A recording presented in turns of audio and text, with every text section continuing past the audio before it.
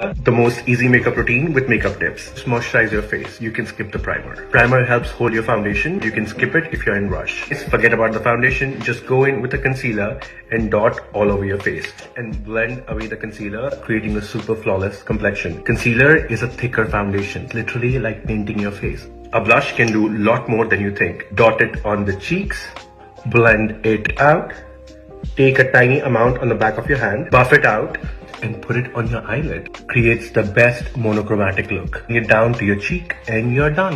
If you want to be extra spicy, take some lip balm, add it on the blush, mix that up with your finger, stamp it on your lips.